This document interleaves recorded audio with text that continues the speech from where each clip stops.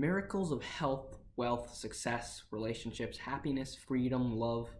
All these things are available to you once you know the secret. So what exactly is the secret?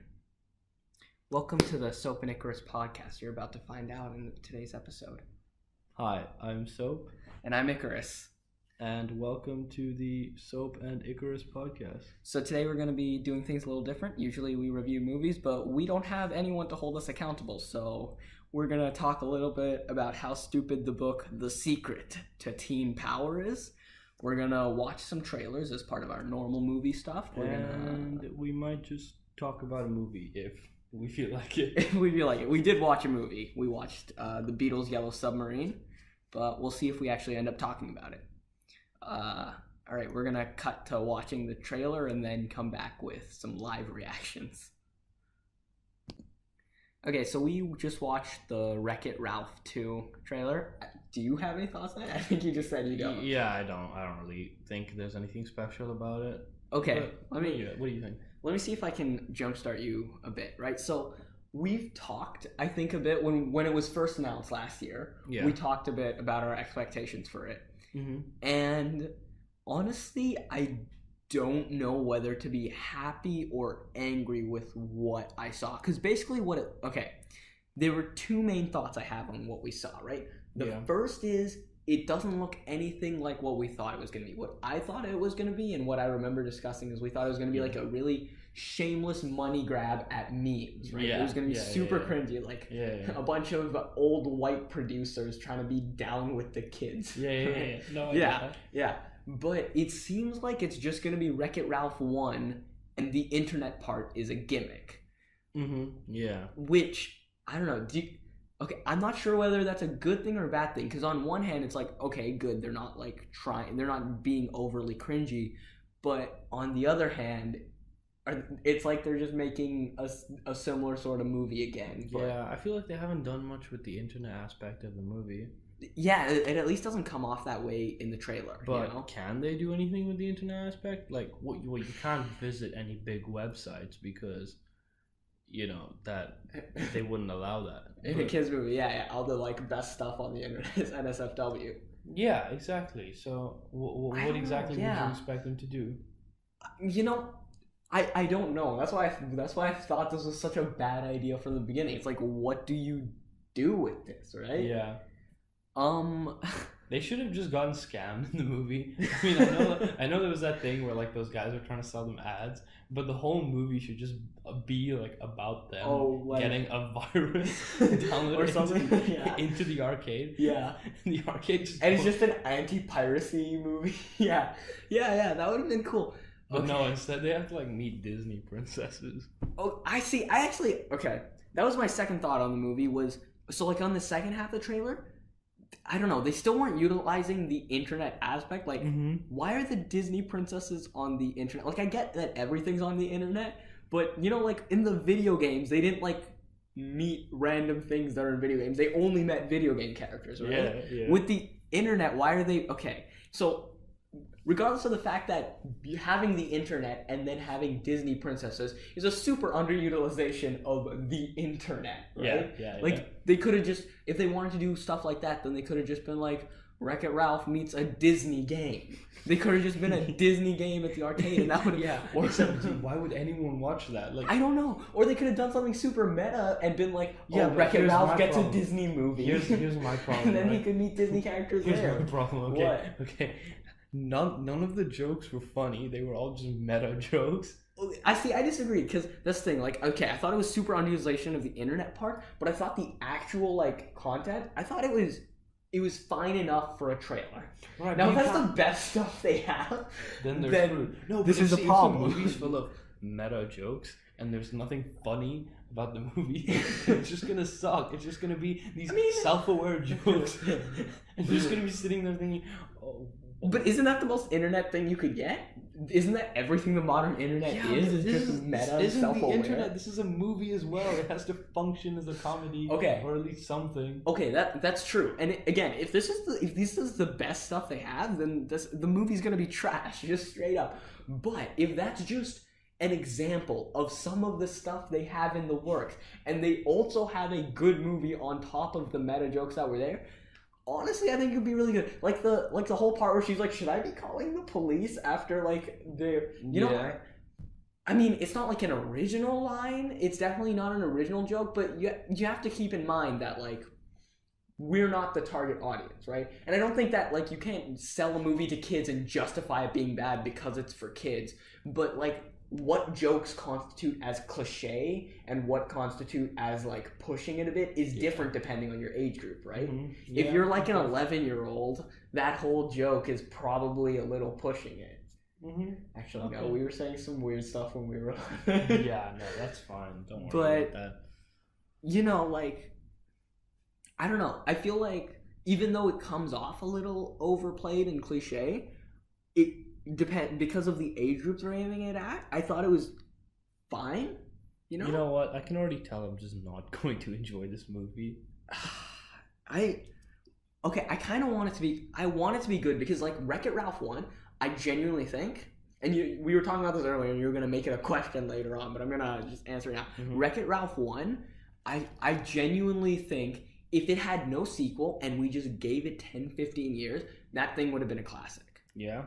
I honestly think so. Like it was really big when it came out, and then it sort of faded out of favor, and no one's really even talking about the sequel. Like I've heard no one even mention it, right? Yeah. But I think if you gave it enough time, it would become a classic. Yeah? Yeah. Do you think maybe it would just become a hidden gem that people say, oh, there was this movie called Wreck-It Ralph that came out in 2014 that...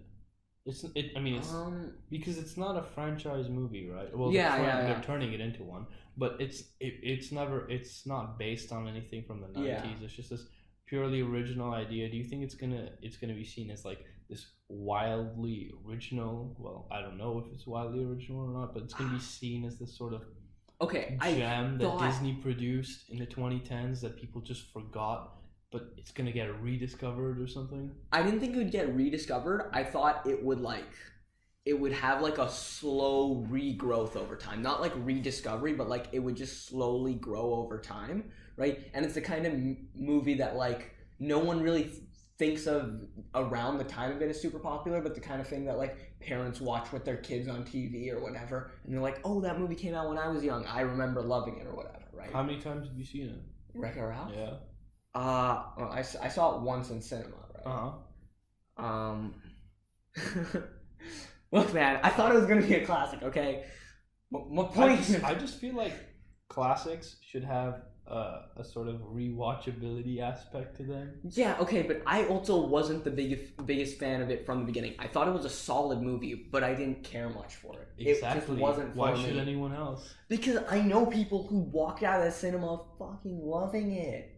Right, but some people, but that doesn't mean the movie won't be forgotten. No, but it had a lot of buzz when it came out. Like, don't tell me you didn't know that. Like, everyone was talking about it. Okay. And it's not even like we were in the target age group when it came out. What were we, like 14? Yeah, 13? Maybe. Yeah. So we were at that age where we should have been actively rejecting it because we were edgy, right? Okay. Yeah, I see what you mean. Yeah. I didn't watch it in cinemas, or at least I don't think I did. But have you watched it? Yeah. And did you like actively reject it or hate it? No, I thought it was fine. Exactly. It was like a solid movie and it was fine. And to a lot of people, it was a really good movie. And I can see why. Like, it wasn't groundbreaking, but it was cool enough. And I think, maybe even if it wasn't, maybe it would have been a hidden gem. Maybe that's better. Maybe it wouldn't have been a classic. It would have been one of those things that some parents show to their kids and some kids are like, oh, have you ever heard of that movie? I just don't think, I think that classics need to, not every single classic, but classics in general need to have this sort of consistent presence in discussions. When it comes to anything, like, that's why, like, I think, a definite future classic of the 2010s is like Mad Max, because anytime anyone brings up action movies and discusses them, everyone says, oh, Mad Max, that was a really good action movie. They had really good practical effects in there, and everyone just starts talking about Mad Max and how I don't good think it all was. classics have been constantly present, like take What's it called? That Richard Linklater movie, Dazed and Confused. Mm-hmm. Has Dazed and Confused had any presence ever? Even on release, it wasn't a big movie.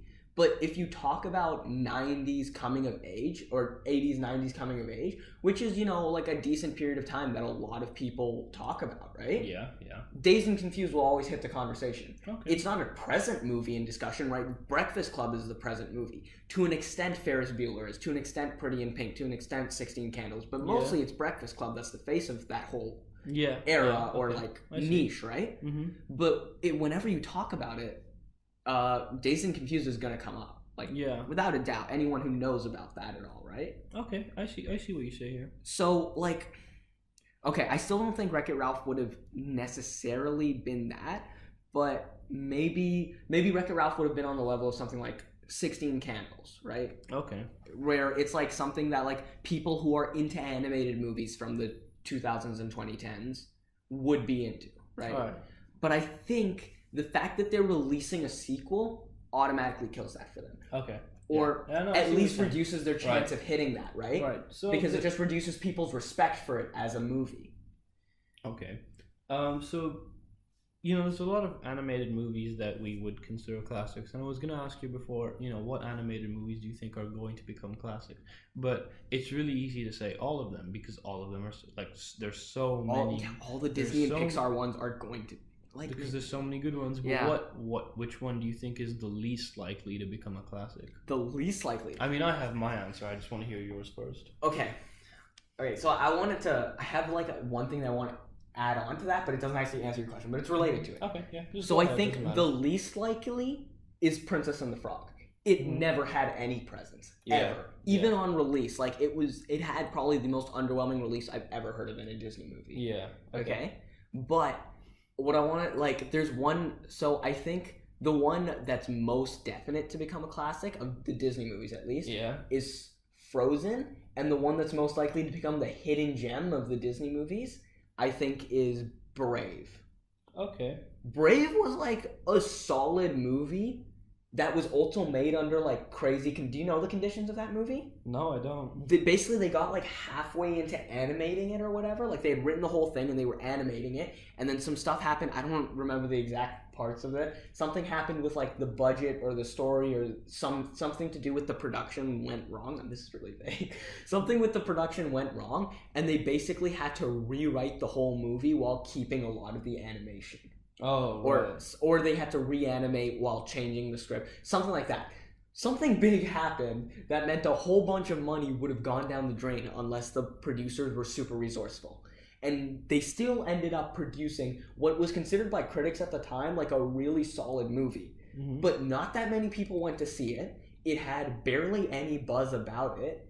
Yeah. And it was kind of present for a couple years after its release. But now it's just part of the Disney princess catalog. Yeah. But people always talk about Frozen's a classic because it's so different, and it's I get where you're coming from, but I feel like Brave, if we're talking about Disney princesses that are different, then really you should be looking at Brave and Mulan and stuff, right? Yeah. And Mulan is a classic. I don't think Brave is getting the love that. I think in the future people are going to be Brave didn't get the love it deserved at the time. Mm-hmm. It's going to be one of those.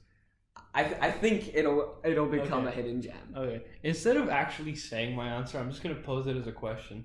Do you think Big Hero 6 won't become a classic? I think it won't become. I think it won't. Oh, God. Because I don't remember that movie at all. I remember it really well. Yeah, I mean, I remember you saying you liked it a lot, which is why I'm asking you. Yeah. Okay. I mean, I think it's funny. I think it's an okay movie. I mean, it's not remarkable in any way. It's pretty average in most cases. I just don't think it has anything going for it that's so good that makes it a classic. I think Big Hero 6 is suffering from the same thing as Wreck-It Ralph, where it was a solid Disney movie that even if Big Hero 6 was what... Big Hero 6 to me was what Wreck-It Ralph was to my brother, right? Not everyone walked out of it loving it, but pretty much unanimously, it had buzz at the time. Everyone thought it was a fine enough movie. I really loved it. But I think the fact that they're making a sequel of it, which they are, if I'm not mistaken, right? I don't know. I don't think I heard that there were plans of making a sequel. Mm-hmm. Okay. I mean, say there weren't. Say there weren't? Yeah, say it was a standalone. Then I think it has a pretty good chance. Okay. If they make a sequel... You just think every movie's going to become a classic because you like it? I didn't like Brave that much, and I think that's going to come in hidden gem. Big Hero 6, okay, yeah, I like that. Maybe no, okay. Okay, no, there's reason that I think Big Hero 6 would become a classic. Yeah. Okay? It's from the whole Disney animated catalog, but it's a very distinct and different movie. Right. Okay? It's nothing like any of the other movies that they've produced, right? Unless you consider the Marvel Studios ones, the Disney Studios, and it's technically a subsidiary of Disney, but they're not the same production studio. They're not working with the same writers, directors, and producers, right? Maybe there's some shared people because it's a common industry, but it's not transferring in the same way, right? So it's really different from the catalog that it comes from. Yeah. It had a lot of buzz on release. It's had pretty consistent buzz ever since. Do you think so? No, I've never heard anyone mention it after the year it came out. I've heard people talk about it. Wow. Okay. All I know is I see these really stupid Baymax dolls every time like these really stupid Baymax t-shirts everywhere I go. Like when I go to like a fake market or a market where you can get really cheap clothes, in the kids section there's always this really stupid fat Baymax thing, either it's on a t-shirt or a cap or it's a doll. I'm like, this is ugly. Get out of my face. Okay, so that's part of why I think it's gonna become a classic, right? The main character and Baymax. So the main character, he has that whole brother dying scene. Yeah. Right? That had a decent effect on people, mainly because people didn't expect to see that in a Disney animated movie. Usually when people die in a Disney animated movie, like when the parents die or whatever, it's kind of just insinuated, right? Yeah. They don't show a massive fire in a house and watch the kid essentially see the Oh, you brought up the analytics for it? Yeah, I'm just seeing its interest over time because for some reason it just peaked in June this year and then Christmas last year. Huh. It just randomly peaks at times. I have no idea why. Yeah. Or for what reason, but it's interesting. Okay. Another reason, it's one of the first Disney movies to have a minority as the main character, right? I guess there's a huge Asian American demographic, and as much I feel sometimes we have a tendency to underplay the importance of demographics, but I can't deny that demographics plays an important role with me. When I see Aziz Ansari or something, or I see Hassan Minhaj, or I see Kumail Nanjiani, I'm a lot more tempted to just give it a chance because I'm I can't even explain why, I just don't see that many brown people in American and media that I can relate to, right? And so when I see one, I just feel some sense to watch it, right? Right. Yeah, I'll be honest with you. I completely forgot that he was Japanese in the movie. Yeah, I just realized his name was Hiro. But that's because that also doesn't necessarily we don't connect to that. Yeah. But I feel I haven't talked to any Japanese Americans or anything. But yeah, so you wouldn't know. I wouldn't know for sure, but I feel I'm gonna guess that other minorities have a similar sort of connection when they see someone, No, I can understand that. There's also the fact that it was one of the first, with a lot of popular culture slanting towards being in favor of representation. Just that means it's a landmark movie of some sense, which means it'll have a presence over time, even if it's not necessarily, even if it's not necessarily a classic, it'll at least be ever present. Okay. And then there's Baymax. Baymax is just so marketable to little kids and adults alike, right? Because he's just this cute thing. You can meme him in really cringy ways, but in ways that a lot of people appreciate. Yeah. I have inside jokes with some friends that are related to Baymax. What? Yeah. Don't ask about it. Okay. Yeah. But it's he's a really marketable character. Yeah. And I've seen a lot of plush toys. There you go, right? No, I can understand that. It's a lot of what makes a classic is how easy it is for parents to watch it with their kids. Oh, yeah. Okay. Yeah. And how easy it is for parents to be like, I love this when I was a kid, right? Mm-hmm. Yeah. I think, or at least I think plays a big role. No, okay, I get it. I still don't think it's going to be a classic, but whatever. Yeah. Okay, well, we can move on to the next trailer, so we'll just watch that right now. So, we just watched the Venom trailer, and what are your first thoughts? So, you've also just informed me that that's completely independent of Spider-Man. Yeah. Okay, look, from the trailer, it doesn't look like a great movie, but I also can't say for certain that it's going to be a bad movie. But here, this is like a massive complaint of mine. It's not Venom if there's no Spider-Man. You know, like the main concept of Venom and Venom's origins is pretty intrinsic, and Venom's motivations and all that kind of stuff is pretty intrinsically linked to the idea of a Spider-Man and of a Peter Parker. No, I think this is more of a test to see whether... Okay, look. My problem isn't necessarily with anything in the trailer, although I have some problems with that. It's this very concept that it is a Venom movie. I guess it could be a totally fine sci-fi movie of its own, sci-fi action thriller movie, right? But the fact that they're calling it a Venom, they are announcing that it is part of the Spider-Man IP, but they're completely independent from Spider-Man. There's no Spider-Man in this universe. And so that Venom Spider-Man IP, which, I don't know, maybe just because I care somewhat about comics, and I'm a big fan of all the older Spider-Man movies. I've liked every Spider-Man movie that's come out, right? Yeah. Maybe just because I'm a fan of those, I'm a little biased where I'm intrinsically linking Venom to Spider-Man, and I can't separate them. So the naming of it is Venom, and the contributing of it to the Spider-Man universe makes it just not work for me. Okay. Maybe I'm biased, but I feel like that's just a mistake on their end. It could be a totally cool action sci-fi movie, but I feel like they're just shooting themselves in the foot. Okay. Well, you just said I think it could be a totally cool action sci-fi movie. I think this is going to completely fail as an action movie. Yeah, the trailer didn't look that great.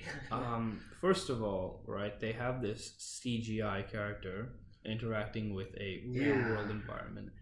That wouldn't work. And I'm not saying that because I think that. I'm saying that because I've seen this in the trailer. Yeah. See, these people thought that including scenes where Venom does cool stuff would make us want to watch this movie, but there are certain scenes in this trailer that we just watched and in another trailer that make me think this is going to look disgusting. I mean, it's a 3-minute trailer. If we're getting that from 3 minutes of a 90-minute movie, where they had all the footage available to them and this is what they chose to cut and show us, that's just... It's pretty gross. I mean, there's this one scene. There's not even a scene. Sorry. There's this one shot in the other trailer, not this one, where Venom is, on a bike. Yeah. Right. And the bike goes off of a ramp or something. Yeah. And now it's in the air, and he's separated from the bike that he's on. And he gets these things, I guess tentacles or whatever out of him. They're meant to be webs. Okay, to connect him back to the bike, right? Right, yeah. And people are like, "Whoa, that's so cool!" And it's in slow motion and stuff, but it looks so bad. Yeah, right? That's all I can say. It doesn't look bad because it looks unrealistic or anything. Yeah, it just doesn't look like it fits in the environment that it's in. It looks fine. Yeah. It just doesn't look fine inside a convenience store or on the street like what they showed us in the trailer. And there's this one shot where he's in this big room and there's desks everywhere. Yeah. And he sticks his arms out and throws a bunch of guys everywhere, and you can see it's so obviously CGI. The whole shot, not only but the entire shot, because it zooms out and you can just see all these tables just moving unnaturally. Yeah, and it just looks ugly, And I feel like all the action scenes in this movie are gonna be him sort of moving around really oddly, because it's not, again, they weren't there in the environment. They didn't have this massive stretchy black guy moving around. They didn't have anything, so it's gonna look so unnatural that all the fighting sequences, because Venom again is gonna be a really physical character. Right? He doesn't have guns or like anything like to shoot out. Well, there's webs, but it's all gonna be up close. So it's gonna be a lot of hand to hand combat, but they're not gonna make any of it look good. It looks so rubbery and plastic. Exactly. But not in a good way. Yeah. Look, okay, I'm gonna try and link this back to what I said earlier and make the argument that that's actually part of the problem with separating it from Spider-Man, right? Because when you put it with Spider-Man, there's an intrinsic, there's an almost automatic cartooniness to the feel. Spider-Man runs around in blue and red spandex, and he's set up as a character in previous movies, in all the movies, as swinging from side to side, right? There's a certain level of just cartooniness to the way he moves and flows, right? And when you put Venom into that, I mean, if it's animated this way, if it's CGI this way, it would still feel off, but it would work a lot better because the environment works a lot more. The color schemes are a lot brighter, so the fact that something feels kind of plastic and cartoony, it works better. They're also pushing this really dark, gritty color scheme and theme with it, and Venom is the dark, gritty character of the Spider-Man universe, which is an already very fun and bouncy universe, right? Okay. Or Marvel universe, but within the Spider-Man area of it, Spider-Man's he's meant to be the bouncy fun one, right? Yeah. So making a dark, gritty character in that works not by actually making something dark and gritty, by just having color schemes that contrast to the themes you're portraying, right? Yeah. I'm honestly actually confused about the tone of this movie as well. Yeah. Because on one hand, it seems like they're taking themselves really seriously, but on the other hand, there's jokes sort of littered throughout the trailer. Yeah. And I'm trying to figure out whether this movie is a comic book movie or this action sci-fi movie. Yeah. Right? Because on one hand, if it's a comic book movie, everything can be a little bit cartoonish. Yeah. But the way they've portrayed the villain is this big, it's just evil guy. There's nothing cartoonish or stupid about it. Yeah.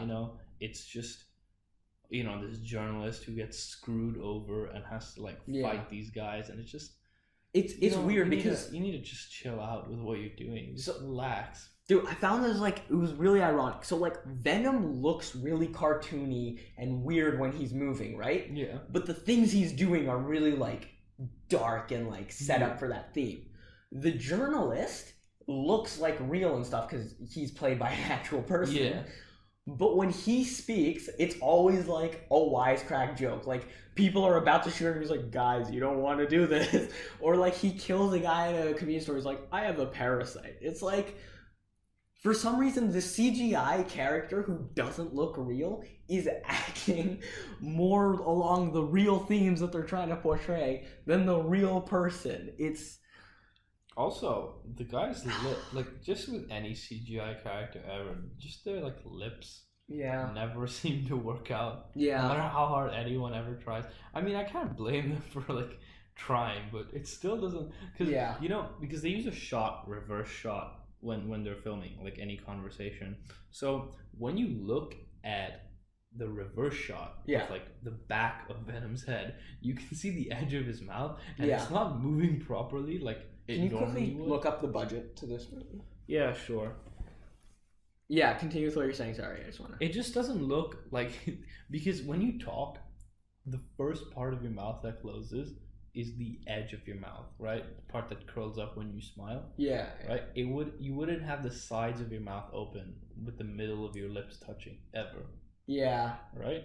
So... what they've done with any reverse shot, if you look at the side of his mouth, it never the lips never touch, they never close, and you're how are you speaking? How are you doing anything? I think people forget to understand that you need your lips to pronounce a lot of things. Yeah. And again, that sort of level of that sort of lack of detail to something like that wouldn't matter if they were making a comic book movie, right? But it doesn't feel like that's what they're aiming for, right? This movie doesn't have a budget out, but it's at least in the at least in the 30 mils, more than that, way more than that, a lot more than with that with a CGI. Because we didn't think it was good CGI, but it is high quality CGI. This is going to be $100 million movie at the very least, probably, right? Yeah. Okay. Look at this poster. I mean, it's horrible. So I feel like some people are going to say, Sony, they gave away the rights to Spider-Man, but they still have the IP. They're trying to experiment to see what they can do. If that's the case, then they should have gotten together like some random actor who can decently do the job.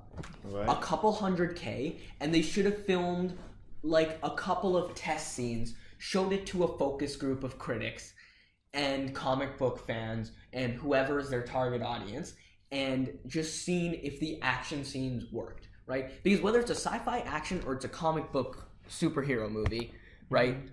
Your action scenes are mostly what's going to make or break this, right? Right. So they should have just pumped a couple $100K, gotten a random actor who's looking for a job in Hollywood, and just try and focus grouped a bit, rather than pumping millions and millions, like $100 million at least, into making a test product. You don't necessarily know what happened behind the scenes. I mean, they could have focus grouped it. You don't know for sure. Looking at it and look, I saw one trailer of this. I haven't seen the other trailers that you saw. This is my only exposure to this movie because I've just not cared enough to look at it all because I've had low expectations. I came into this trailer with low expectations, right? Hoping to be impressed. I wasn't hoping that this was bad. I came in low expectations, hoping to be impressed because I do like pretty much everything from the Spider-Man universe, including Venom. Yeah. Right? And the moment Venom was on screen, I was just like, it didn't seem right, People give a lot of flack to Spider-Man 3, right? Especially for the Venom. And Eddie Brock in that is played by the guy from that 70s show. Uh-huh. You know what? He may not be your gritty Venom actor, but it's fine. It was a cartoony movie, right? Yeah. It was kind of ridiculous. You had Peter Parker strutting down, Darcy fingering at random girls. It didn't matter that this guy in the movie was known for his career on that 70s show. He did a fine job at just doing the character they need. Yeah. I feel like I don't even know how to vocalize just how I don't believe that they focus grouped this properly, that I just don't believe that they really thought this through. I really feel like someone at Sony was like, we paid a bunch of money for the Spider-Man IP. Yeah, we rented it out for a couple of years, but we need to do something with it. It feels like a high exec move was just forced down on a couple of creative people, and they didn't have a choice. I can't imagine any other way in which someone thought this was a good idea. Right? Yeah, I see what you mean. But even in that case, if I'm right about that being the case, then it's just inefficient for them to do it like that, right? They should have found some way, maybe if they focus grouped it, it would have led to a higher cost if it turns out to be a good movie, right? Because you're pumping into try and building the demo or whatever, Right. But that's a worth investment to figure out if your $100 million is going to be, is going to be worth it, right? Yeah. There's a reason video games put out demos at E3 and stuff, right? Right. It's to gauge interest, to gauge whether the money they're putting in is worth it, right? No, I understand that. I mean, that's what they did with Deadpool, but that's because they didn't have a choice. It was really hard to get funding for Deadpool initially because of the way they messed up the character in the X-Men movies. With the whole. He was in the movies? Yeah, he was like this bald, mouthless guy that shot lasers out of his eyes. He was still played by Ryan Reynolds, but wait, isn't that Cyborg? No, sorry, not Cyborg. No. Cyclops. No, he shot lasers out of his eyes, and he was jumping around. And, this isn't real. How did I never? So and his name was. No, and he was still played by Ryan Reynolds. And he was... But, the thing is, Ryan Reynolds wanted to actually make a Deadpool movie, but after, the like critical failure of X-Men. I think it was The Last Stand. I'm not entirely sure. But the point is, after the critical failure of that... Was this what he was? Mm-hmm, that was meant to be Deadpool? Yeah. Who thought... Which dumbass writer was like, this is what we need? Take a huge loved character in the comic book scene and just completely fuck him over. So what eventually ended up happening was they made like you said, they made a couple of like test, they made some test footage and they leaked it online onto YouTube, right? And it got an insanely positive reaction. Yeah. People loved it. Yeah. People really fell in love with it. It got millions of views. Yeah. And that was one of the things that helped them secure the funding for the rest of the film. They were like, wow, studios were like, wow, people are having a really, really good reaction to this. I think, you know what, let's just give them some sort of creative control over what they're doing, and hopefully they'll make a good movie out of it. And you know what, it was profitable, so I guess. Yeah. And to be fair, we don't know what happened behind the scenes. Maybe they did that for Venom, but I don't believe they did. Because, like, I'm not even a personal fan of Deadpool. I couldn't even get through the first movie. I got, like, halfway through and I just got bored. I didn't find it funny or anything. Mm-hmm. But I have a lot of respect for what went into that movie. Because everything surrounding that movie was handled really, like, smartly. Yeah. Right? Like, just the decision to make it an R-rated superhero movie, that's a big decision for corporate hacks to make, right? Yeah. That's a big deal for them to sign off on, right? But that was a smart decision of theirs that understood the viewers. I don't feel like I have seen a single decision in anything in the Venom production to make me feel like anyone thought it through, or anyone who was pushing it to happen thought it through or figured out what they wanted for it, right? Yes. Wait, is this going to be R-rated? I think so, yeah. I think that's even worse of an idea. Okay. Do you want to talk a little bit about why the Wolverine movie worked as R-rated and why Deadpool works as R-rated and this is not going to? Oh, sure, yeah. I mean, I think I can understand pretty quickly. Like, Spider-Man is not an R-rated character right off the bat. Oh, you would never think of, like, this innocent sort of teenage boy just... Yeah, you eliminate your major audience, which is like 14-year-olds. Those are the guys who connect to Peter Parker. It's like colorful. You're really just not letting people... Look at how old Tom Holland looks. Like, there's a reason he looks that young. That's who they're appealing to. Yeah. Half of Spider-Man Homecoming's like the sequel. Half of its like promotion is coming from 13-year-old girls who love Tom Holland retweeting. I'm not even joking. You know how I found out about it? How? My 13-year-old cousin, girl who crushes on Tom Holland, got super hyped when she saw the poster. That's how I know about Spider-Man Homecoming 2. And I'm a Spider-Man fan. Like, with the Spider-Man Homecoming franchise, they understand their audience. Venom does not. Yeah, that's true. No, I mean, I think they're really... Especially with this sort of lackluster... not even lackluster, like just this really poor trailer. Yeah. It's going to be really hard for them to make a lot of money on this movie, considering that it's R-rated as well. Yeah. Oh, well, it's sad. Well, we might as well just move on to the next trailer. So, well, we're back, and we just watched the trailer for Glass. But before we get into our thoughts for that, you can hear Icarus's thoughts on... You know what, actually... That's what we originally planned, because... Okay, but before I rant about how much I hate Split, I want to give some props to the trailer, okay? For Glass, yeah. For Glass. Because, okay, here's the thing. I really want to like Glass as a movie. Like, that trailer, I was like, oh, this seems awesome. And even in Split, before I go off on my rant... I thought James McAvoy did about the best job he could have possibly done with what he had to work with. James McAvoy is an extremely talented actor who not many people talk about, even though he's in a lot of really good roles, you know? Okay. And in Split, he had to carry that movie on his back. I think he didn't do it because I think that movie's trash, but he did as about as good a job as he could have. Right. Okay?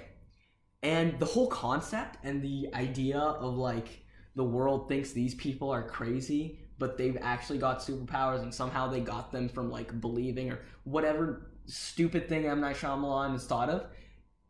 You know, when I just see it in like a passing 2 minutes and I'm not thinking about it, I'm like, this sounds really cool. I'd be down for this. Okay? I have zero hope that it will turn out well because I haven't seen enough M. Night Shyamalan. Maybe Unbreakable is the best movie in existence. I don't fucking care. Split was a trash movie and I will stand by that for the rest of my life. It was an awful, awful movie. Can you go through some of the reasons why you think it's bad? Okay. It was meant to be like a weird like thriller suspense thing, right? Mm-hmm. Except all of the things that were meant to be like scary or jumpy beats. First of all, jump scares did not function as jump scares because they weren't it's been a while since I've seen it, but if I recall, the reason I never jumped at it is because the suspense to build up to them never felt tense enough. Mm-hmm. I never really felt the danger fully, except for the beginning when they were getting kidnapped in the car and before M. Night Shyamalan revealed how bad a movie it was. Yeah. When I was still like, maybe it's good. Yeah. At that point, the suspense was building up, but it was not built up properly for any of the jump scares. Yeah. 2, the shots were really kind of silly. I remember one of the first jumps was like, they're in the car, and I vividly remember this because this was the first time in the movie where I just laughed my ass off, and I was laughing the whole time. I was with like a group of people who loved the movie, and I was just laughing my ass off. I feel really bad, actually. But I like, they're sitting in the car, and the girl turns to him, and you can hear her like breathing into the mic, and it's like, and she like looks at him dead in the eye, and her eyes are like tearing up, and I'm like, this is good suspense. And then it shoots to him, and he's got this mask on, and it's just such a silly shot the way they do it. And then like it's like a 2-second shot where she reaches for the door or something. The whole thing, it just didn't work. Again, I'm pulling off the top of my head, so like bear with me. But the whole thing didn't work because jump scares work because there's build up and then an instant scare. Okay? Yeah. This tried to have you scared while it was building up and not really climax at any point, if that makes sense. It like built up a bit, and then every shot was meant to be a jump of its own, but every shot lasted a bit. So the next shot had a decreasing value of the scare. But each shot was a progressively scarier moment in the overall scene, right? Right. So they reduced the value of their scariest moments, and their least scariest moments, which had the most value for what they could have done, weren't able to do much because they were intrinsically not that scary moments, right? Like if the first moment was her reaching for the door, right? That's your first jump scare, so that should have the most impact. Yeah. But her reaching for the door is not intrinsically that scary. It's just like oh no, that's a suspense moment. That's like she can't get out, what's gonna happen? Yeah. Not this sucks, right? But then the last moment was her getting sprayed and fainting. Right. That's your jump scary moment. Right. I finally started to understand what you mean. But that hit last. Right. After the like quick cuts. So it lost all its value even though it should have been the scariest moment. Mm-hmm. And that kind of problem just consisted through the whole movie. Next thing, the main 3 characters, like, okay, not the main guy, the 3 girls, most uninteresting characters I've ever seen. Well, you'll be happy to know that one of them shows up again. Yeah, I was just about to get into that.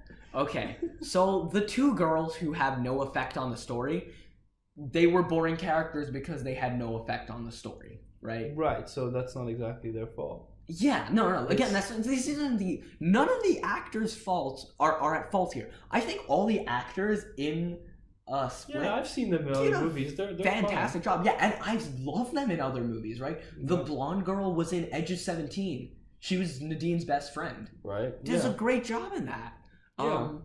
One of them was in Thoroughbreds. I like that movie. It's pretty good. Yeah, like none of them are bad actors, but they have nothing good to work with. Yeah, like the 3 girls were just generic characters, and the main girl, they had this weird thing where they were cutting back and forth to her past with her uncle, and then there was that whole like side plot where he like raped her. Okay.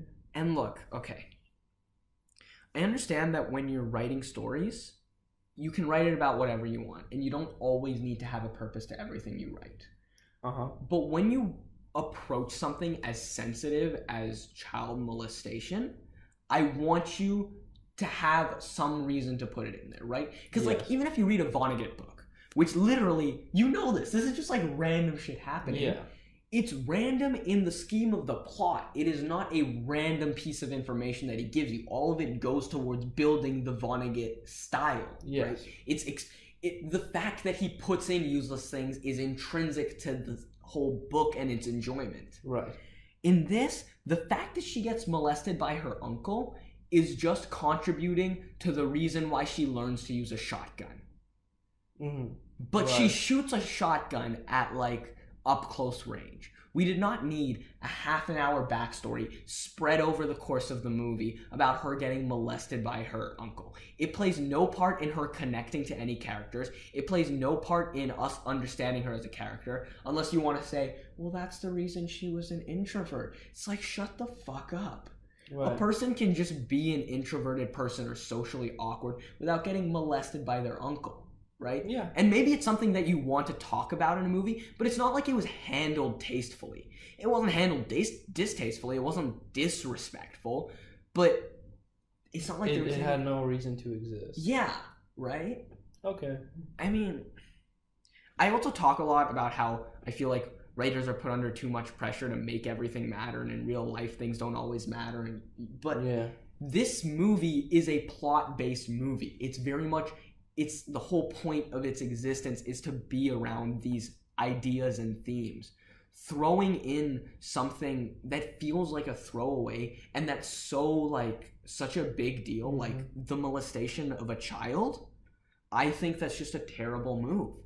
And it just makes the movie, it leaves a bad taste in my mouth. Yeah. Right?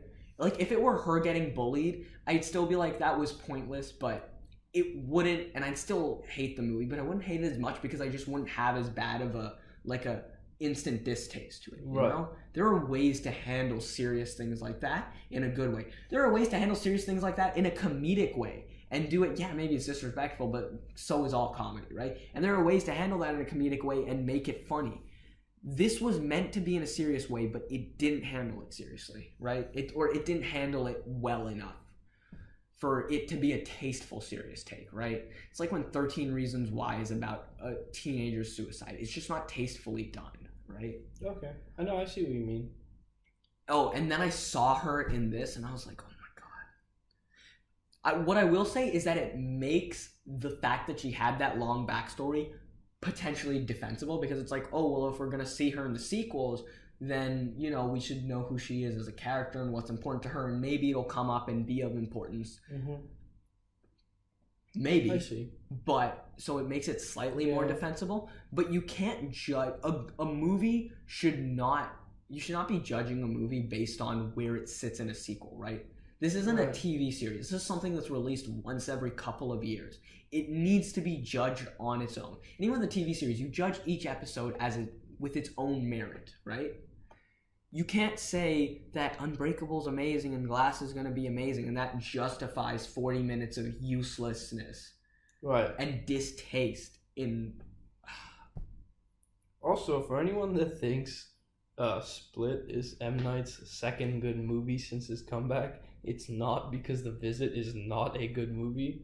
I heard a lot of good things about The Visit. But again, it's you've heard a lot of good things, but until you see this movie, you won't understand just how stupid it is. I mean, just from the get-go, I'm gonna go into spoiler territory here, but this movie is just dumb on so many levels. I'm just gonna ruin it for you. Do you mind? No, I don't care. Okay, so basically these children go to their grandparents' house. It turns out the grandparents aren't actually their grandparents. They're a bunch of escaped mental asylum patients who just pretended to be their Little Red Riding Hood with mental asylum patients. Right. Except here's the deal, right? Their mom sends them to the grandparents' house. At no point in time during the entire film did the mom even see the grandparents once. Ever. Huh. Not in a video. Did she drop them off? I think they took a train or some shit. I don't even remember. But, okay. I mean, really? You just let them go to this house? You didn't even check that the grandparents were there? Like, did you not do anything? Did she call them on the phone or anything? Yeah, they had video call sessions. They had video call sessions, and she didn't. Did they get like plastic surgery to look like? No, they just didn't. She didn't see the grandparents. And then, right, the worst thing about this movie is that like the scary bits aren't scary, right? So what they do, and this is perhaps one of the worst sort of jump scares I can think of, right? Yeah. So there's this point where they said, because the kids are sort of filming a vlog for their holiday, they set up a camera inside the house, and I don't know how many times this happens in the movie. I think it's like multiple times, but to scare the audience, right? The grandma, or well, this like crazy grandma, you don't know she's crazy yet. That's the whole M. Night Shyamalan twist, that they weren't their real grandparents. Except it's not that hard to figure out like 10 minutes in, because you're like, wait, this mother doesn't know. Like, it's not that hard to figure out they're not the real grandparents. Yeah. But anyways, let's assume you don't know the twist. Right? Okay. To ensure... So had the exact opposite problem. I'll get into that when you're done, because I didn't get to complain about that. To make sure that the audience feels scared, and I was like, yeah, let's put in jump scares. So the grandma, right, just pops up in front of the vlogging camera, right, just like this, like ape shit crazy, just like woo, right, and you're like, oh my god, that was scary. And then you like rewatch that bit again, and there's like this insanely loud sound effect, right, and you're like, where's that sound coming from, right? Because she's a human being. There's nothing wrong with her. She's not a ghost, right? She's not an alien. She's a human being. There's nothing supernaturally strong about this woman. Yeah. Or she's not an animal that she'd be able to make this sound. M. Night put the sound in the movie. Wait, was it like sound design, like part of the score, like a no, whatever? It was like a sound effect, like a gorilla or something, right? Because I'm not like high pitched suspense noises. No. They implied that it was coming from her, right? But she's an old lady, yeah, right? So there's nothing about her. Like, there's nothing about her that would be able to make that noise. Yeah. So basically, M. Night watched his own movie, said, "Wait, none of this is scary," and then just said, "I need to add in sound effects." And they do this again. There's this point where the grandma like runs past the door, right? And there's like insanely like loud sound effect, like some beast growling, and you're like, who did that? Because at the end of the movie, once you find out that they're just regular people that escaped from somewhere, right? You're like, wait a minute, what? This is just two regular people, and you added in these sound effects. Do you realize how stupid that sounds? Like, yeah. There's already a problem with jump scares in Hollywood as it is. Like, just directors using it. But you know what? You know, these shameless people, at least they're not like, at least they don't stoop so low where they just add in random sound effects. To be fair, just to counter you, there is a certain art to jump scares. Maybe people overuse it, but there's a certain level of skill that it takes to do it well. Okay, no, I agree with you. I mean, it is one of the ways where, like, you know, it's like a technique. You just shouldn't overuse it, right? I'm not saying it's bad, right? Because at the end of the day, when you're in a horror movie climax, jump scares are the way you're gonna get people to just freak out. Yeah. Right. I mean, that's the only real, like, you can make some really disturbing stuff, right? So there's two ways you can really handle the climax of a horror movie. Either A, you make it extremely disturbing, right? Yeah.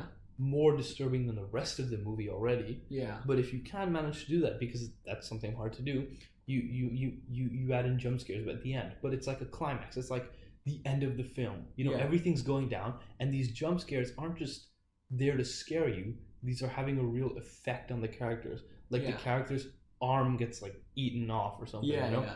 Like, it's supposed to do something to the character. Yeah.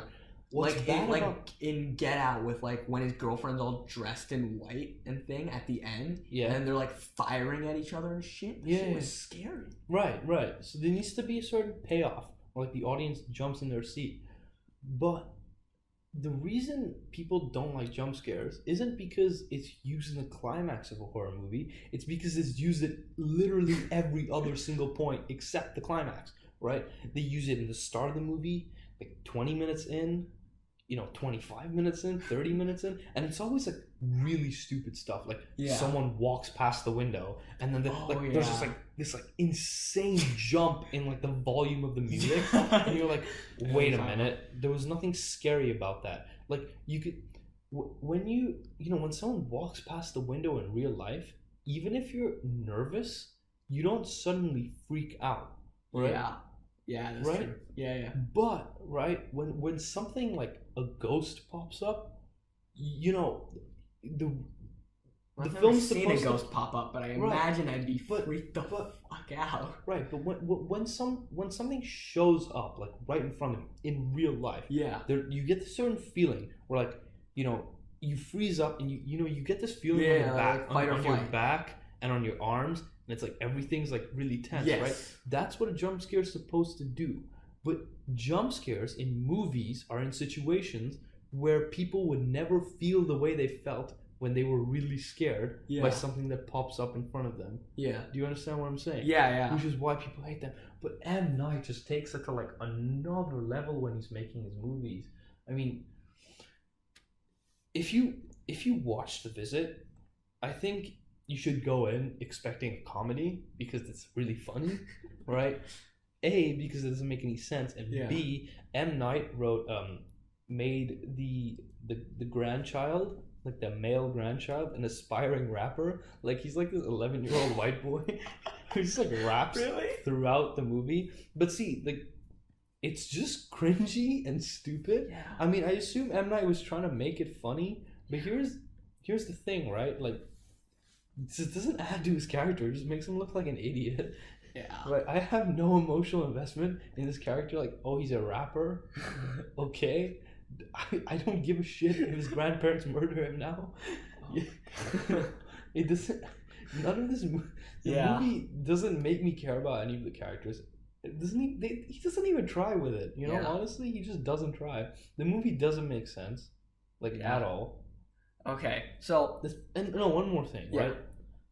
This is supposed to be a somewhat like semi-found footage film, except everything is in like HD, which is just like the worst part. Like if you make a found footage film, just like lower the quality a bit so that it looks like a found footage film. You watch even the most basic anthology found footage films, right? Where like it's made up of like little shorts that make up like a full film. Even those put in more effort when it comes to found footage, and he's like, just use the camera, that's like such a small thing in editing that like you could get these professionals who you're paying a bunch of hours. Just use a phone. Oh, actually, you can just film it on a phone. It's natural, like it's right there. You just take out your phone and use it. It's such like a small difference to make, but it makes such a big difference to the experience.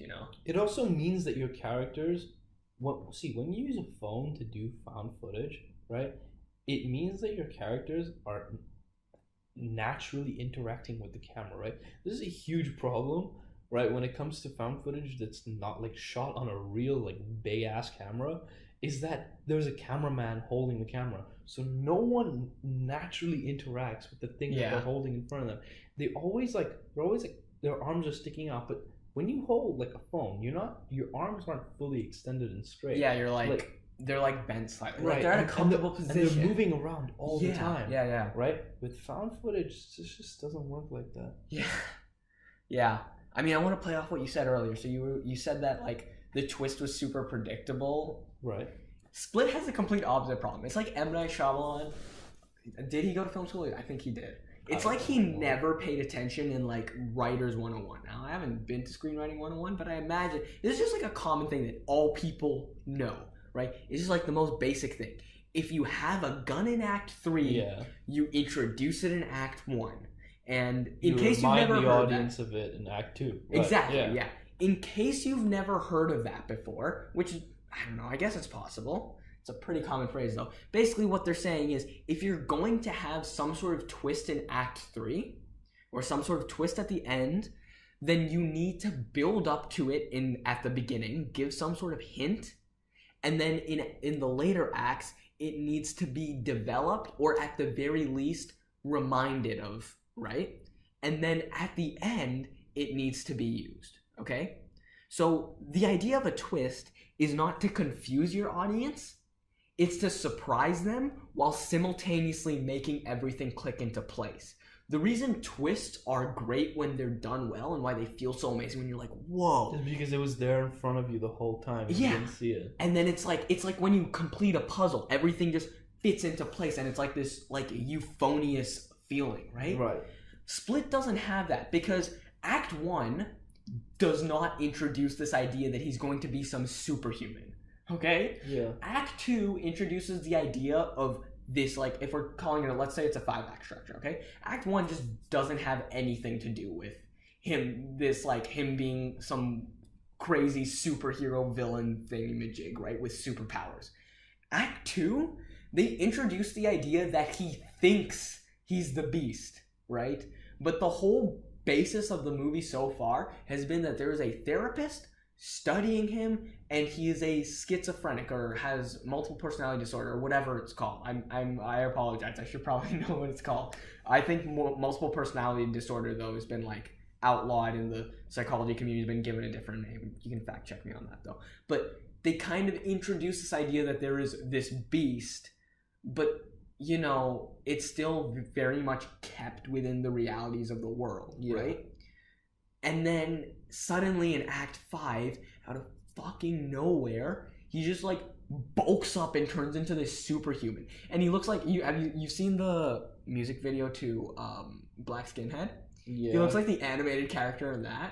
And it's like he starts like if he just got like kind of stronger and it's like placebo effect type stuff. Yeah. I kind of get it. He's crawling on walls like Spider-Man. Oh, yeah. Out of nowhere, right? There's no hint at all that this is like some sort of supernatural feeling. People are going to be like, oh, but it's related to Unbreakable. Split came out like 10 years later, right? Yeah. Okay? It was not announced as a sequel to Unbreakable. Most people realized it was a sequel to Unbreakable during the final scene. Yeah. Exactly. That was meant to be a huge reveal, okay? You can't write a movie based on the idea that it's using the rules you set up in another movie if no one knows it's connected until the last moment. It's just ridiculous, right? Yeah, like you have to set it up. Yeah. Another like if you're ever writing anything, just like keep this in mind, okay? The way suspension of disbelief works is you have a certain amount of time at the beginning of whatever you're writing or creating to set up the rules of your world. Yeah. After your world is established, those are the rules that your audience is going to accept. If you break those rules later on, then instantly all disbelief is gone. All suspension of disbelief is gone. It just instantly shows itself as fake, right? Yeah. This is why the Death Note movie didn't work, but the Death Note anime did. Like, this is one of the reasons. In the Death Note movie, they set up rules, and then they just introduce new ones or break the old ones whenever they need something for plot convenience. Right. In the original Death Note, they set up the rules at the beginning, and then they find smart ways to play around it. So twists are, Death Note is the most literal way you can describe how to work with rules and suspension of disbelief, right? Right. Because in Death Note, they actually have rules for the world written out, right? In the Death Note anime, they set up the rules for the world, and then the twists come from them playing around with the rules, finding the loopholes. And it's just such a basic thing that, like, this is such a high-budget movie with so many great people on board. Well, it's not a high-budget movie, actually. Split? It's pretty low budget. What was it? It wouldn't have been more than $5 million. Oh, okay. You know what? $5 million's a lot of money still. $9 million. That's still not insanely high. Okay, that's not insanely high, but you have an established director. You've got great actors on the scene. I assume he had a decent team of writers. The fact that no one realized this bothers me.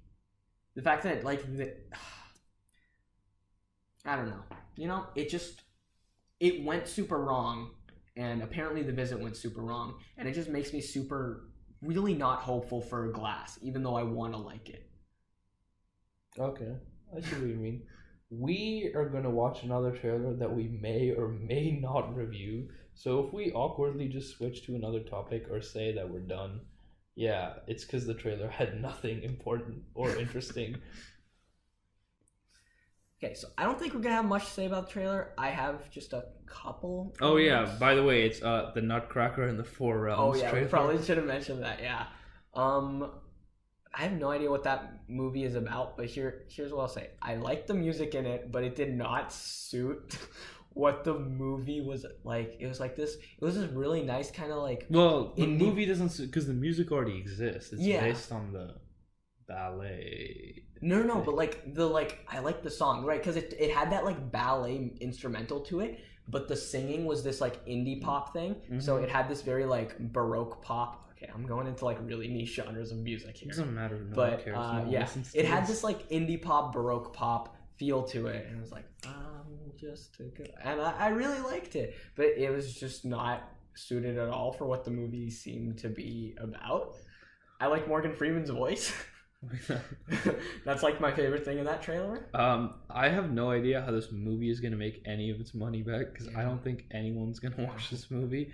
Their big selling point was that it's made by the same people who made Beauty and the Beast and Maleficent, the live action ones, which were like just notoriously.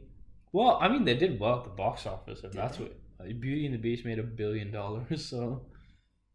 Okay. You tell me. Okay, but that was Beauty and the Beast with Emma Watson's name on it. I don't think anyone walked in, watched it, and was like, that was a good movie. They walked in, watched it, and they were like, that was Emma Watson.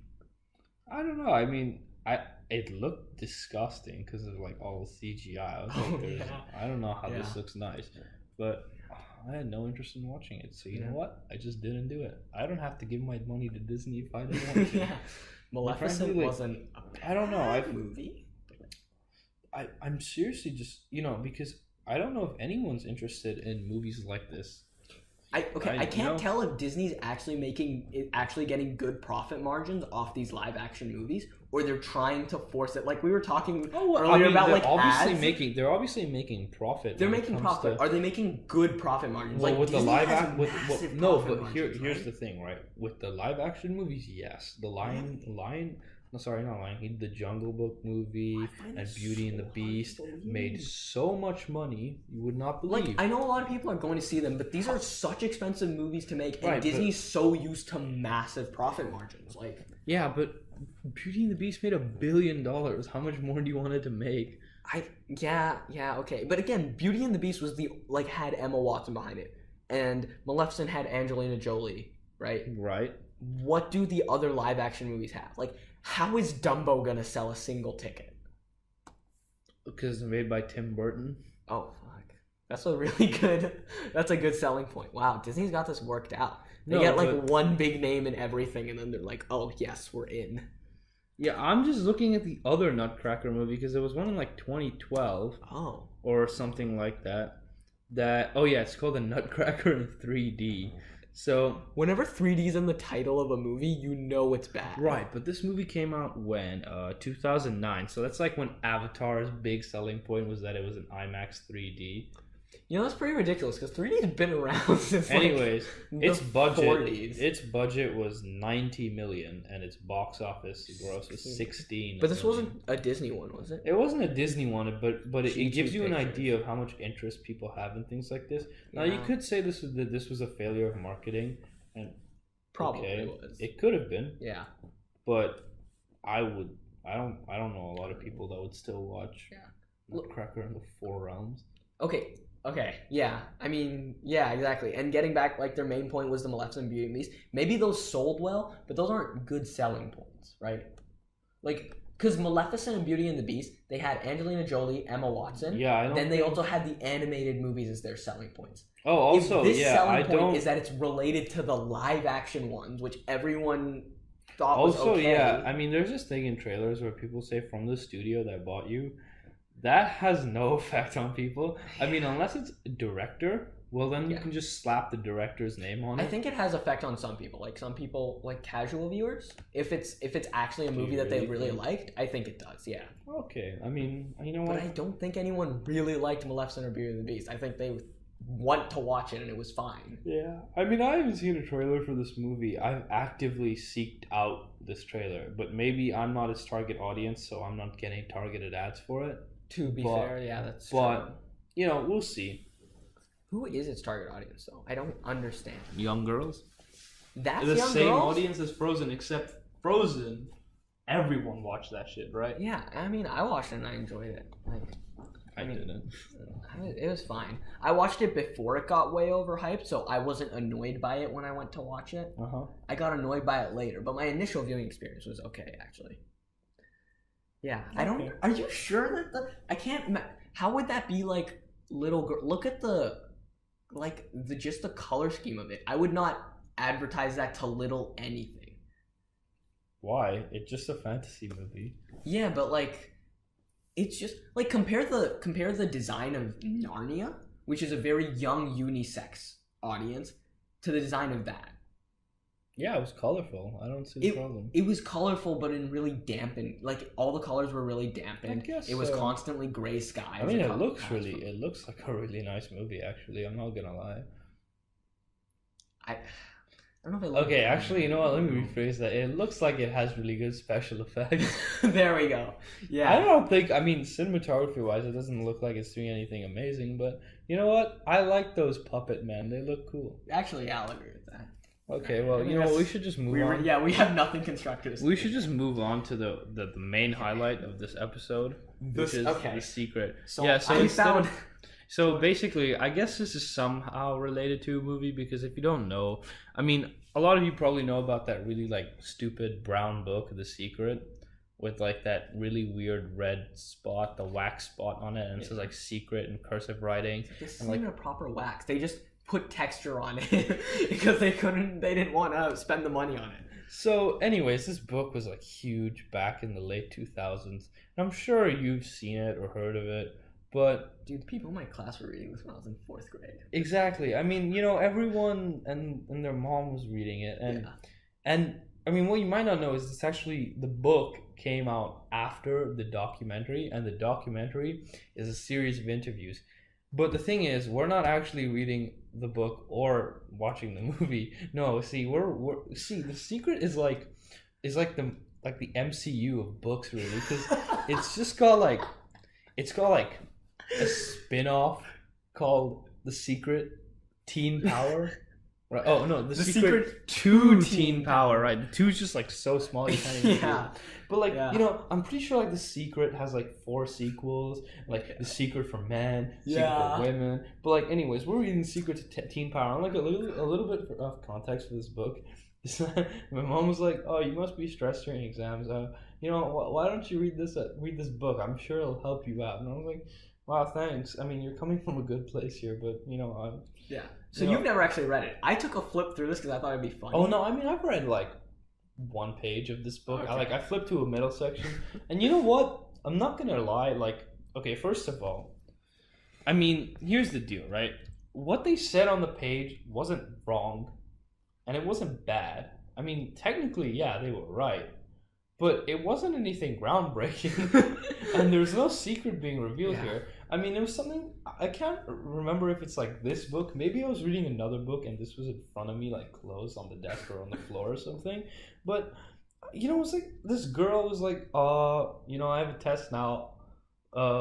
See you when I get out. I'm probably going to fail. And then they were like, and then the interview was like, "Oh, why do you think you're going to fail?" And she's like, "Yeah, so, you know, if I really do fail, it's easier to cope with." And I'm like, all right, first of all, that teenager is a fictional character. No one has ever said that in history. Like, no one speaks like that. Yeah. Right? No teenager would talk to you, Mr. Paul Harrington, and say, because it's easier to cope with. Yeah. You know, no, just stop lying to us. People, coping mechanisms don't work if you're that acutely aware of them. Yeah, and like, here's the thing. He went on to like this tangent of like, you know, you should put yourself down. I was like, listen, man, I don't need a book to tell me this. Right? Like, and I get that, like, some people do, and self-help books are helpful in that way, but this is a spin-off, so how helpful can it be? Well, okay. I'll get into my problem with it after I read to you a bit of the first page, just because it kind of ties into some of my problems. Okay, so I'm gonna read this for you. Go ahead. Okay, so you've been kept in the dark for way too long. It's time to learn mind you, this is the first page of the book. Yeah, go But ahead. The Secret is just such a big franchise. Okay, back to it's time to learn the truth. The actual factuals. What? I skim read this before. It says the actual factuals, so to speak. It sounds like he's trying to be down with the kids. That's the thing. You know that the only reason he said actual factuals isn't because it makes sense, but it's because this book is called The Secret to Teen Power. He doesn't. It sounds like he was never a teenager, or the last time he was a teenager was in like the 17th century, and he's trying to fit in with modern day. He's a vampire trying to. He's like, oh, what genre of music is big right now? Rap? Okay. Actual factual. Okay, we're like 2 sentences in, and the truth is, this big secret. It's in bold and it's capitalized, bold, and italicized every time it's written. Before you read more, we should just like start a spin-off podcast where we just read The Secret instead of doing it on our movie podcast. That would be amazing. We'll do that as a. We can do that another time because I'm only gonna read to you a bit of this. All right, yeah. It can be a bad idea. The secret bad idea.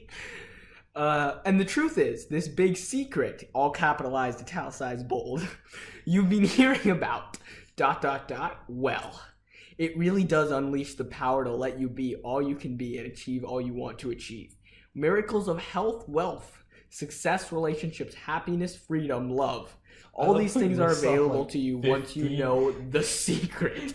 Again, the is all bolded, capitalized, and italicized as well. Oh, wait, I'm taking a look at this for the first time. Look at that. So what exactly is The Secret? Next paragraph. No, but like, I just love how like he lists off like 7 different things. Like, he's never heard of the rule of 3. He's like, you use like health, wealth, and happiness, and just leave it at that. Like, you've hit it. You've conveyed your point. Freedom, love. Freedom and love just fall under happiness, man. Like, you don't need to keep telling me this. According to okay, so this is going to be part of what I complain about later. But according to science, there are certain laws that govern the universe. There's the law of gravity. Whatever goes up must come down. Okay, first of all, it's not the law of gravity. If anyone's taken like any senior course of physics, right, then you've done the basicest form of relativity, and you know that's not what gravity is. Okay, and there's Einstein's law of relativity. Everything in the universe is made of energy. Okay, that's fine. And then there's string theory. Everything in the universe vibrates. Everything has its own vibe. It's vibe. It doesn't say frequency, it says vibe. Everything has its own vibe. Okay. He's on the... I think that's technically wrong, but this is a self-help book, not a physics book. But the most powerful law in the entire universe is the law of attraction. Okay, first of all, the law of attraction... You know what, I'm going to let it slide because technically there is a law of attraction between all masses, but that's just gravity. Wait, can you just read that last part again? But the most powerful law in the entire universe is the law of attraction. And that's not true. That's not true, okay? If you put 2 particles with tiny charges next to each other, they're going to repel instead of attract, okay? It's just straight up false physics, okay? The secret, again, bold, italicized, all capitals, is the law of attraction, bold, italicized, but not capitalized. Okay, I'm not gonna read on from there because that's all I need to complain about this, okay? So here's the thing: if you have self-help books, you have certain things that you believe in that just like help you get through life, then power to you, okay? I illogically believe that there is some higher form of power. I'm not like super religious, but I know it's illogical, but I believe in some higher form of power because it gives me comfort in life, right? And if you have stuff like that, more power to you. And the general idea of The Secret, it came from, what was it called? New Thought? Yeah, something like that. Yeah. Honestly, I wasn't really paying attention. So, it came... No, it is based on the law of attraction. They've changed it completely. Oh. Oh, yeah. In the New Thought philosophy, the law of attraction is the belief that by focusing on positive or negative thoughts, people can bring positive or negative experiences into their life. But like, dude, okay, look, I respect that as a philosophy, and if you go with that, then more power to you. First of all, this is a 176-page book about that one philosophy. Right. Yeah. Like, you could go onto the Wikipedia page right? It's not that long. It must be like what, 1,000 words? Maybe a little more than 1,000, but you get maybe 10 pages max. If you really milked it, you'd get 10 pages out of it. Yeah. I don't think you need this book. Yeah. Or the other 101 books in this franchise. Yeah. There's also the problem that it conveys it. It's basically using pseudoscience, right? Because it doesn't present the law of attraction. I need to read you this as part. New Thought philosophy. It presents it as a physical law. Alright, I need to read you this part of the book because this is the kind of thing they're going for. Okay. To help visualize winning Olympic gold, Australian beach volleyball duo Natalie Cook and Carrie Parhurst took a very literal approach. Okay, listen to this. They surrounded themselves with all things gold. They wore gold clothes and gold sunglasses. They bought gold cell phones and gold toothbrushes, and they especially favored those gold foil wrapped chocolates in the shape of medals. Okay. Let's first. Okay, I don't even know where to start. Okay, no, you gotta understand this. They also place the words of their national anthem all over their homes and practice singing at every opportunity because the national anthem always plays when you're presented with Olympic gold.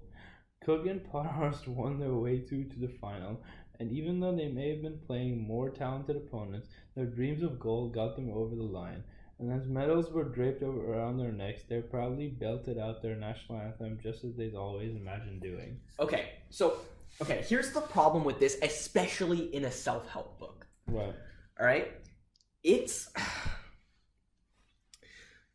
presenting this as if the reason they won is because they put themselves around gold and stuff. Look, if you have rituals or whatever that make you feel confident and make you feel like better at doing what you're doing, then great, whatever gets you through the day, right? Mm-hmm. But this is a self-help book trying to inform people and help them through life, and it's presenting that those people won because they surrounded themselves with gold, which is not what happened. What probably happened is, yeah, sure, they visualized and they thought about and they dreamed about winning gold, but the fact that they surrounded themselves by all that stuff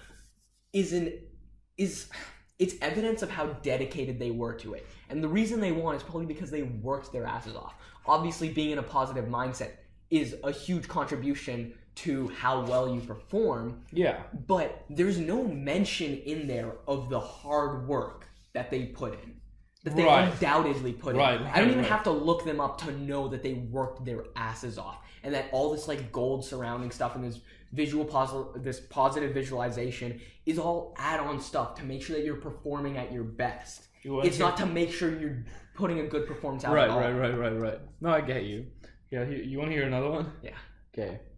And out of work, I haven't read this one, so I don't know if it's just as like stupid because honestly, like if you're an athlete, like if you're a family member of this athlete, right, you just walk into your house one day and there's just this gold everywhere. You're gonna be like, what are you doing? He's like, Mom, I'm gonna win gold. You watch. It's just like, I mean, you gotta practice. So what are you doing? Yeah. It's like, no, like imagine just like going up to like your like family members. So like, it's like, no, listen. Okay, I know I sound stupid, but like, if I just surround myself in gold things, right? You see me, I'll get that gold medal. It's just like I can just imagine them standing there saying, "Yeah, the Olympics are like 2 months away. Okay, we'll just let them do this." This is the self-help book equivalent of get-rich-quick schemes. It's like, here's this one secret that takes no effort and it's gonna get you rich. That one secret, however, is super vague and doesn't actually do anything unless you're implementing it in the right scenarios, right? Like, you want to get rich quick? Just analyze the stock market. Thanks! Good job! Okay. How do you go about doing that? Okay, you gotta listen to this one. I mean, I don't know if it's stupid or not, but like the ending just sounds like a meme to me. So I'm just gonna okay, an out of work and broke actor once drove to the top of a hill that overlooks Hollywood, the city of stars. As he gazed over the movie lots, he reminisced about his hard life as a teenager when he went to high school in the daytime and then worked as a janitor in a factory at night. Then there was the time his family was forced from their home and had to live out of a VW camper van. He refocused his attention to the present moment and then did something really provocative. He wrote himself a check for $10 million. On it he wrote, "For services rendered as an actor," and forward dated it 5 years. He then carried that check with him everywhere to remind himself of his goal, and he simply got on with doing what he loved most, acting. 5 years later, on that very date he had written on his check, the young actor was earning well beyond $10 million for each film he starred in. The name of that actor? Albert Einstein. No, it's Jim Carrey. But okay, writing yourself a check for $10 million is not the reason you started getting more than $10 million for each film. Again, he did it, power to him for finding himself a way to motivate himself.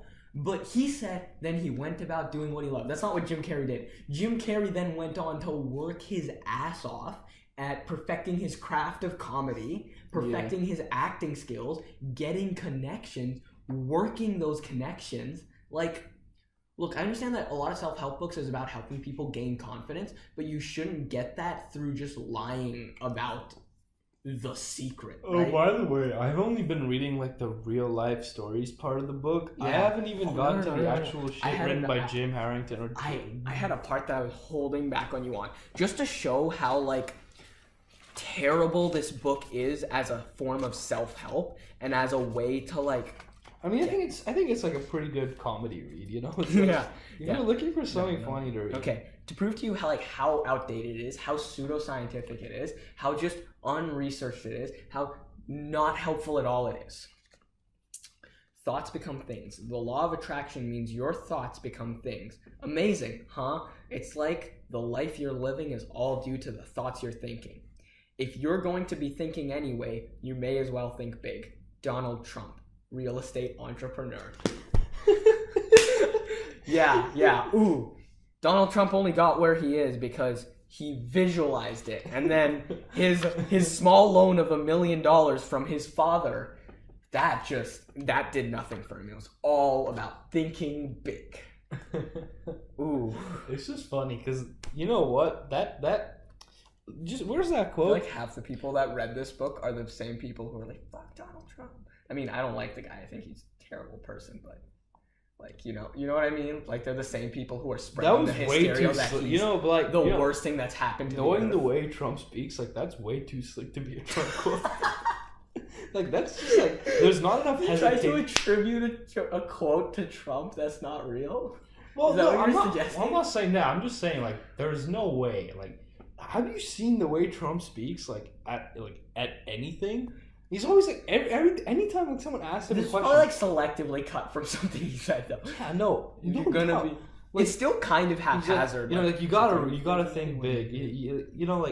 If he said something you gotta think big, he'd then end up saying you know what else is big? My real estate company. Man, I love my real estate company. Or maybe this was when he was on The Apprentice, so he was scripted. I don't know. Well, the point is, the point is, it's not a good, again, if this is a self-help book about helping people materialize things, Donald Trump is not a good quote for you. He names him as real estate entrepreneur, but that's not accurate to how he built his empire. It should really be generational wealth, white supremacist. Yeah. That's how he built his empire. Yeah, that's true.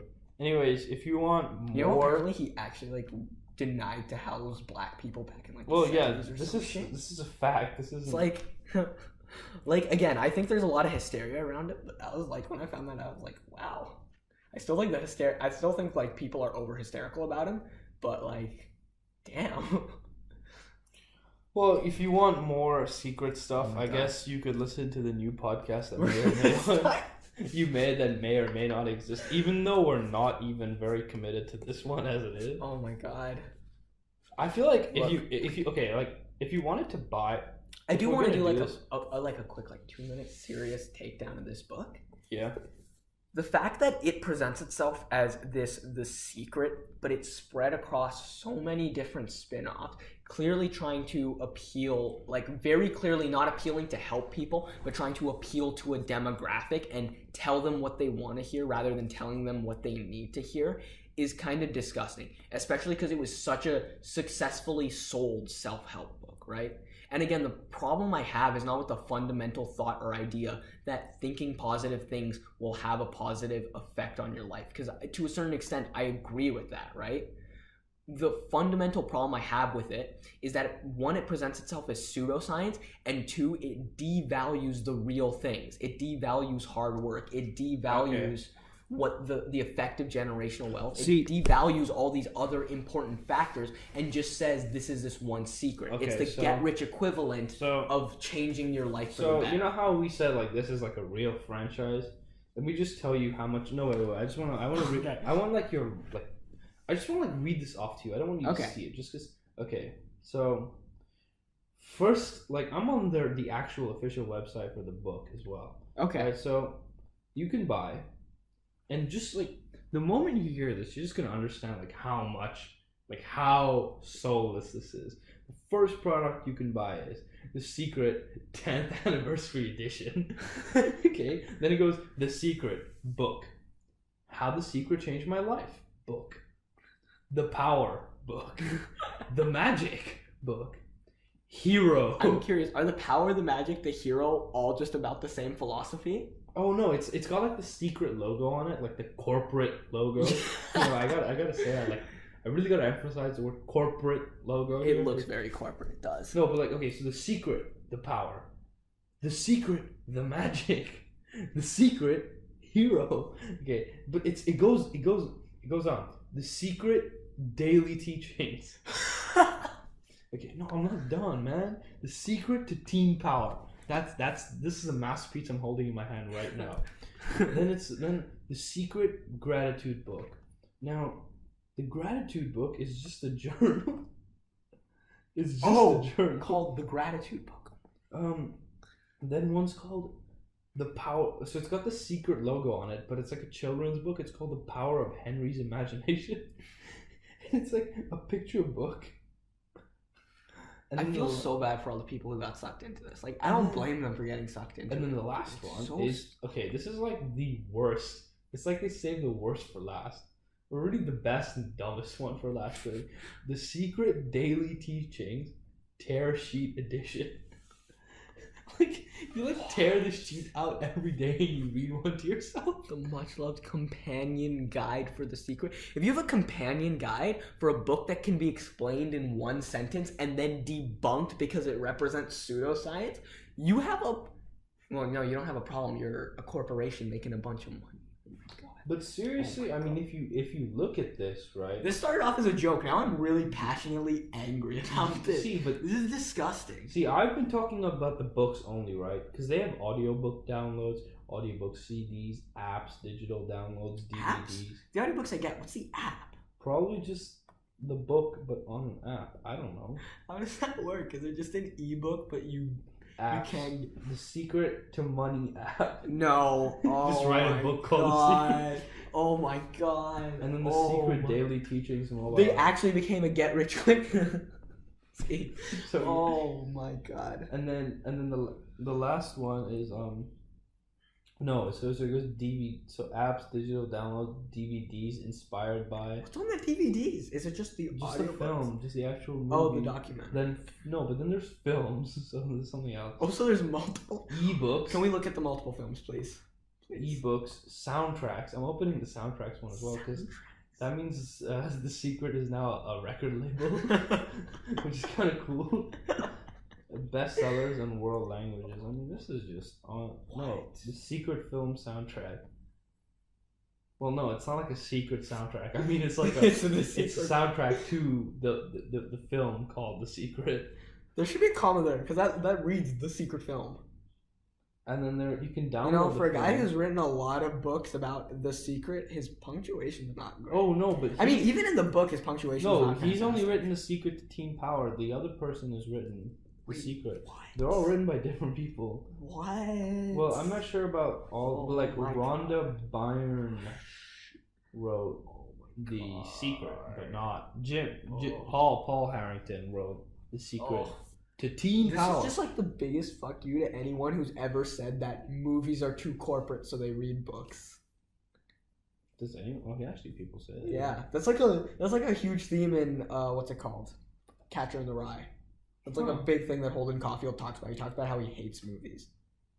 Although I guess part of the theme is that like his brother works in movies and he's pissed at his brother for leaving. Whatever. I don't know why we got into Catcher in the Rye. Point is, Secret is horribly corporate. I thought we were just gonna joke about this when we started the podcast. I'm really mad. You should be. I hate this book. I hate this book.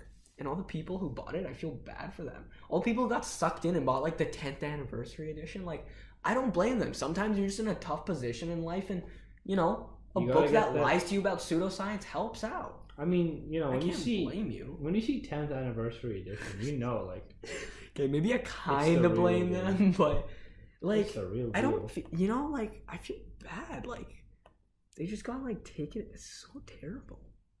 Holy shit. Truly depressing. You know how many copies of this book? 5th graders were being fed this shit. Yeah, that's true. Like, imagine that being socialized into you. I don't. You know what? I think you're really looking into this way too much now. What? Are you kidding me? No, this is.